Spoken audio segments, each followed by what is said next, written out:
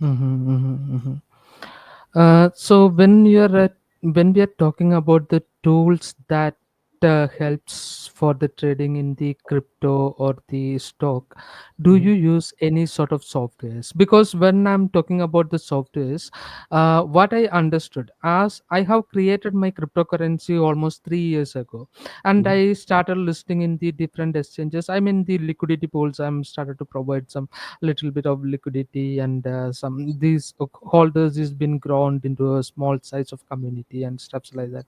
So the idea is like, so when I'm doing this thing, I understood there are a lot of hackers peoples are actually targeting the peoples who are holding the crypto.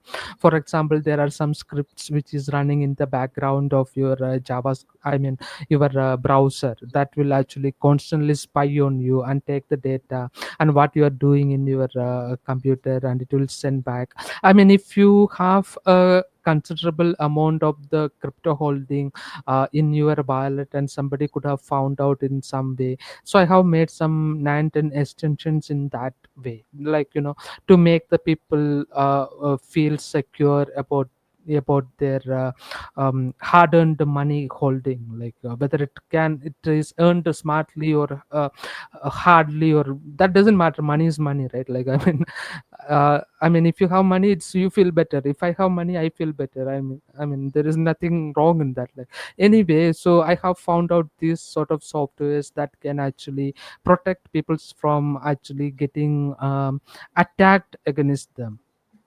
So is there any sort of softwares that you use in order to do, or do you have you ever thought of building something that helps you and your people in a way of trading the things? Yeah, there's a couple of bits of software. Not so there's the security side, which I think is important for everyone. Hmm. Whether you're investing in trading or not, you need to make sure your computer is protected, that your privacy is secure, that you don't have Yeah, so spyware, in my malware. case, I'm a developer. I'm not an investor or a trader in the crypto. I develop the infrastructure around that, like, Right. Yeah. Hmm. So on the trading side, the software that you need is that's needed is the backtesting software. Hmm. So software like Amy Broker, like Realtest, like Wealth Lab, TradeStation, these sorts of softwares allow you to get the historical market data, to apply Hmm. your rules to that data, and see how that strategy would have performed over time. You can backtest the rules and see if they're profitable, fine tune the strategies, optimize them, adjust them. So the Hmm. backtesting software is the most important thing for a systematic trader, whether it's stocks or crypto, doesn't matter. You need that Hmm. Hmm. because we need to be able to generate our signals. We need to be Hmm. able to test our ideas and check that the systems we're using are profitable. The Hmm. backtesting software does that. You Hmm. need software to get the data. Hmm. So the for stocks, there's commercial providers that Hmm. provide the historical data. Hmm. Norgate provides data for the US, for Australia, for Canada. Metastock data provides data for all of the exchanges globally, and there's many Hmm. other data providers as well. There's quite a few different data providers for Indian stocks inside the Indian market. You Hmm. need a data provider to give you the historical data, and that Hmm. historical data needs to feed into your backtesting software so you can test Hmm. your ideas, generate your signals. Beyond that, you need your stockbroking platform, which is where you're placing the trades. If you want to Hmm. automate, you need an automation engine or an API that links your backtesting software to your broker so that the trades Hmm. can be placed automatically. You don't Hmm. have to automate, you can trade manually. I have Hmm. an automation. It's a custom built automation that links Amy Broker to Interactive Brokers and Hmm. places trades and manages them for me. And my students Hmm. have access to that as well. Hmm. So they're the main trading softwares that you need, and then the obvious things like spreadsheets to record your trades and Hmm. track your performance and all of those things as well. Hmm. So, when people are approaching you to study about the stock trading, you also help them to, you also provide the access to these sort of applications which you are using, right? These applications are not mine; they're off-the-shelf commercial programs. So I will say, you need this software, go buy it. You need this data, go buy it. Mm-hmm. That's separate to me. Mm-hmm. I don't build software; I build systems and strategies that go into the Mm-hmm. software. Mm-hmm. So yeah, I don't sell the software, but it's Mm-hmm. it's cheap, commercially available, very well supported, good track Mm-hmm. record, software. It's not a lot of people will try and build their own backtesting Mm-hmm. platform. It's a waste Mm-hmm. of time because there's Mm-hmm. already commercial software that does it for you. That's way better than what the individual person could come up with. Mm-hmm. So I would just say you just choose backtesting software. As I say, I use Mm-hmm. Amy Broker and Realtest. They're both great software. Wealth Lab is great software. Mm-hmm. Um, so you get that, and then you just learn to use it. Mm-hmm. Mm-hmm. See, when we are talking about the backtesting software, if you look into the newly developed technological advancement, we could actually see AI language models is being used and trained and used in a different aspect of the technological development around the fintech industry. Um, I mean, China is coming up with some better ideas, and they have already made some waves in the, the stock trading already. China had did something like that. So I feel this is also a very important thing, right? Yeah, I think it's becoming more and more important. Mm-hmm. Um, at the moment, AI in trading is a useful tool, but Mm-hmm. it's not replacing the traditional tools. Not yet. Mm-hmm. Mm-hmm. I think it's still got a long way to go. Um, the way I use AI at the moment in trading Mm-hmm. is to help to come up with new ideas, to Mm-hmm. brainstorm, to make suggestions on how to improve certain aspects of performance, Mm-hmm. basically as a sounding board to test ideas with, and Mm-hmm. so on. Mm-hmm. It's very useful in that respect. Yeah, exactly. AI won't give everything in a boilerplate. An expert is really required, to figure out what is right and what is wrong over there. Exactly. Yes. Yes. Yeah. So I think it's still very it's not AI. There's no free money, right? There's no Mm-hmm. there's Mm-hmm. no free Mm-hmm. lunch. You can't just as a newbie with no trading experience type into an AI and expect to get rich in the markets. It's not going to happen, and it will never Mm-hmm. happen Mm-hmm. because the markets are a competition and the Mm-hmm. best win. Right. Mm-hmm. So Mm-hmm. we need to use it as a tool, but not put blind faith in it and expect that Mm-hmm. it's going to make us wealthy.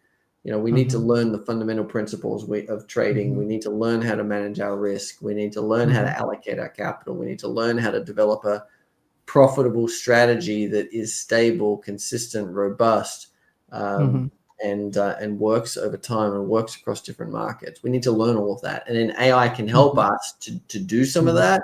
It can help us to Mm-hmm. come up with new rules that maybe we haven't thought of, but we've still got to learn to be a trader. Mm-hmm. Mm-hmm. So, if any of the developers who is actually going to listen this particular podcast, what would be an ideal software product that you will imagine that you could had? That doesn't exist yet, like a new software that is needed. Mm-hmm. I mean, this particular functionality can make your life much more easier. Maybe it could be a little bit of automation, or it can be some as a sort of a spreadsheet manipulation stuff, or Hmm. it can fetch some data and put it in some data dump, or maybe some cron job that will send you out the frequent messages to your inboxes, or maybe some security thing that you could actually install around the trading station of you, maybe it can be a home station or an office station or anything that sort, any one thing which you wish you would be having. Yeah, it's interesting because most of the things that you said are there. Mhm, Most mhm, is mhm, available. Um, I haven't seen a really great trade, like a trade tracking and Oh, management software that takes the data from all the different brokers and presents the performance and the results in a really neat, flexible way that mhm, allows reporting for tax in Australia or tax in the US or tax in India, like that mhm, allows you to easily manage all of the paperwork and all of that. There's some things mhm, here and there. There's some mhm, okay, good packages, but I think that's an area where there's still some opportunity. mhm, Um, I think there's some opportunity probably in customizing and interfacing with AI and mhm, allowing traders to interface with AI in a more useful way. You know, a Some kind of typical yeah, some sort of API which will be feeding to the machine learning language which is existing in the backend, and you will yeah, be yeah. able to communicate with so let's imagine in this way, like, you are having a system which is actually presenting the data from different markets, and you are actually, and along with that, some sort of AI suggestion also coming up with that, like, that could Mm, be a better product. yeah. What do you think Actually, about there's that? another one, another one that would be really interesting, and that is getting more time series data streams Mhm, available easily. So we have price data, we have volume data very easily across all the markets. But mhm, we have some economic data easily, mhm, but we don't have fundamental historical data cheap, easily available. I mean, you can get it, but it's expensive. It tends to be expensive. mhm, Um, but what other time series data can we get that might be useful and valuable for mhm. testing system rules? The Sentiment time, data, how the social stock media is been feeds. performed last year and before year, like that. You say. Mm. Mhm, And I think that democratizing that or making that freely available, because most of those things are available, but it's mhm, expensive. Big hedge mhm, funds have models and software that produces sentiment data that monitors tweets for different mhm, keywords and interprets news real time, all of that. But a lot of that information is not available yet at a mhm, sensible mhm, price to the retail trader. mhm, And mhm, I feel like there's some opportunity there to make information more broadly available. mhm, I mhm, don't know how profitable it will be because mhm, we haven't been able to test it because we don't have it. mhm, mhm, mhm, But mhm, I would really like, imagine some integration between Google search trends, Google Trends, mhm, Twitter feeds, and other social medias that tell us how many people are looking or talking about a different stock or a different product or something like that. mhm, I mhm, mean, mhm. that sort of data could And be quite social mine, useful. Yeah, something kind of a socially mining all the social media. yeah. Now the challenge is you Mhm, don't know it's useful unless you can get a time series so you can test it.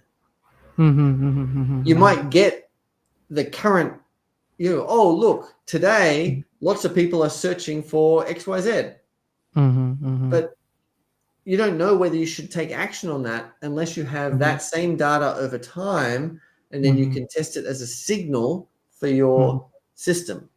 So if we could get mhm, more different time series data, then maybe we can generate some more interesting and unique strategies mhm, and improve our performance. mhm, mhm, mhm.